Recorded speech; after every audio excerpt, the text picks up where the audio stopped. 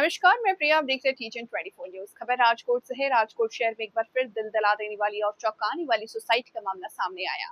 23 साल की लड़की नंदनी आनंद भाई बोसमिया की लाश गोंडल हाईवे पर परीन फर्नीचर के आगमन सिटी फ्लैट के कमरे में लटकी हुई मिली, जिससे पूरे इलाके में सनसनी फैल गई। मृतक महिला नवागढ़ जैतपुर की रहने वाली थी और जैतपुर नवागढ़ नगर पालिका चुनाव में आम आदमी पार्टी की पूर्व उम्मीदवार भी थी और फिलहाल मेडिकल रिप्रेजेंटेटिव यानी एमआर के तौर पर काम कर रही थी। घटना की जानकारी के मुताबिक जब नंदनी पहले जूनागढ़ में रहती थी तो वो असलम हुसैन समा नाम के एक आदमी से संपर्क में आई। असलम पहले से शादीशुदा था और उसका एक बेटा भी है। परिवार के मुताबिक वो गैर कानूनी कामों में शामिल था। प्यार में आंधी होकर के नंदनी अपने घर से भाग गई। जूनागढ़ से असलम के साथ लिव इन रिलेशनशिप में राजकोट आ गई। हालांकि दोनों परिवार ने इस रिश्ते को कड़ा विरोध किया। ये पारिवारिक झगड़ा इतना बढ़ गया कि करीब 5 महीने बाद असलम की पत्नी और उसके ससुराल पक्ष के 5 लोगों ने जूनागढ़ में नंदनी पर चाकू से हमला कर उसके बाल काट दिए और उसके सिर और शरीर पर चाकू से कई घाव किए। इसके बाद जूनागढ़ सी डिवीजन पुलिस स्टेशन में शिकायत दर्ज कराई। शिकायत के बाद असलम की पत्नी और उसकी नुआ नंदनी को फोन पर धमकाती थी। इस हमले के बाद असलम और नंदनी राजकोट में किराए के कमरे के साथ रहते थे, लेकिन असलम नंदनी से अक्सर लड़ता झगड़ता था और लिव इन रिलेशनशिप में रहने के बावजूद वो अक्सर अपनी पत्नी के पास आता जाता रहता था। जब नंदनी ने इसका विरोध किया तो असलम ने उसे धमकाया, जिससे नंदनी बहुत मानसिक तनाव में थी। विपल के मुताबिक असलम ने नंदनी से ये कहकर बेवकूफ बनाया कि मैं पहले से शादीशुदा हूँ, मेरा एक बच्चा भी है, इसलिए मैं भविष्य में दूसरा बच्चा नहीं चाहता। ये कहकर नंदनी को अपने भरोसे में लेकर असलम ने 23 साल की नंदनी का बेरहमी से ऑपरेशन करके उसका यूट्रस निकाल दिया। इसके अलावा असलम ने नंदनी के सारे सोने चांदी के गहने भी गिरवी रख दिए और उसकी जिंदगी नरक बना दी। आखिरी कदम उठाने से पहले मानसिक रूप से पूरी तरह टूट चुकी नंदनी ने अपने सोशल मीडिया स्टेटस पर दिल दहला देने वाला शब्द लिखा। पापा, मैं जिंदगी की जंग हार गई हूँ। जब कल शाम घर वालों ने फोन नहीं उठाया तो नंदनी की लाश फ्लैट में मिली और घर के अंदर सब कुछ बिखरा हुआ था। हालांकि मृतका के पिता आनंद भाई ने इस घटना को एक प्लान्ड मर्डर बताया है। असलम ने खुद नंदनी की हत्या करके लाश को पंखे से लटका दिया है या मामले को आत्महत्या का रूप देने की कोशिश की है। फिलहाल पुलिस ने के पैनल डॉक्टर से फॉरेंसिक पोस्टमार्टम करवा करके पूरी जांच शुरू कर दी है।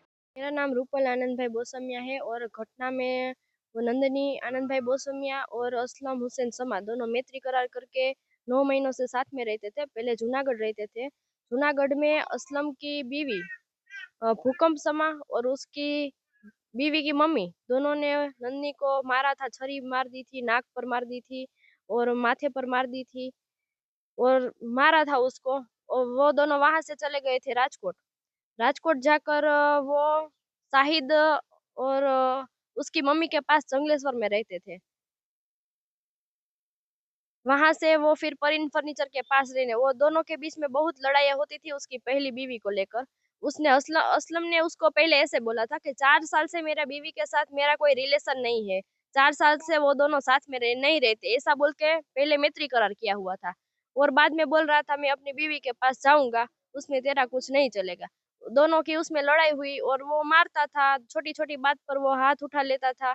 और जब ये घटना हुई तब से असलम हुसैन समा का फोन बंद है, वो फरार है, वो कहीं गायब हो गया है। वो जो एग्जैक्ट ये घटना हुई है, हम्म। उधर आप गए थे, क्या परिस्थिति? हाँ, जब हम वहां पर गए थे सब सामान बिखरा हुआ पड़ा था और वो सब देखकर ऐसा लग रहा था कि यहाँ पहले हाथापाई हुई हो। और नन्ही के गले पर निशान थे, नाखून के, गाल पर निशान थे, हाथ पर निशान था जैसे उसको मारा गया हो।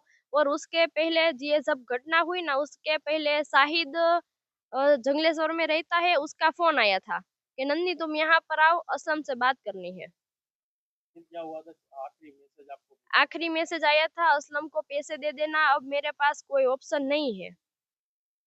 पर हमें लगता है वो मैसेज उसने नहीं किया है। हम वहां पहुंचे तब उसके गले में हम वो जो चुंदड़ी थी ना, उसका निशान ही नहीं था। ऐसा लगता था उसको वायर से उसका गला दबा दिया हो।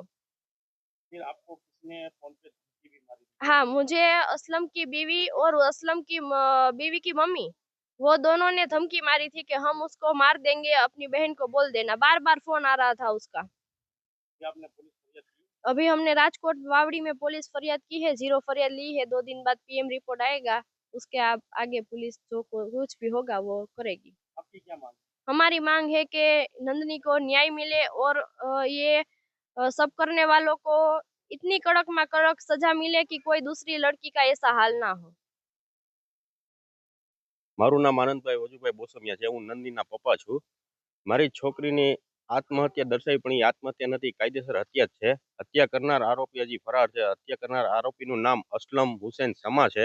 એની સાથે જે જોડાયેલા છે એ ઘણા છે. એના સાસુ, એની ઘરવાળી, જંગલેશ્વરનો શાહિદ કરીને છે જે એના માસીનો દીકરો છે. એને ત્યાં બોલાવેલી હતી ફોન કરીને. તે પછી અમને એનું મૃત્યુદેહ જ મળેલું છે. કોઈ જાતની વાતચીત થઈ નથી. કેટલા સમય પહેલા તમારી નંદની છે તે સાથે ગઈ હતી ને શું એ વર્ષ દિવસથી એની સાથે મેટ્રિક કરના રિલેશનમાં રહેતી હતી. પહેલા એ લોકો જુનાગઢ રહેતા હતા.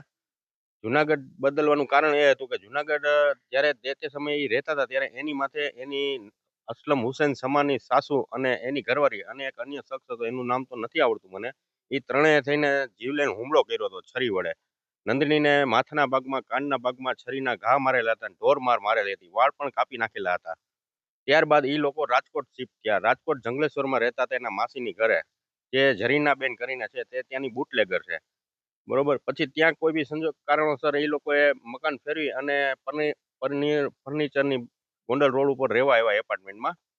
અને ત્યાં એ લોકો વારંવાર આ રીતના અવારનવાર નાની મોટી માથાકૂટ કરતા જ હતા. અને જે સમયે બનાવ બન્યો એ પેલા શાહિદનો એને ફોન પણ આવેલો હતો, તું અહીંયા આવ, તને અને અસલમને વાતચીત કરવાની છે.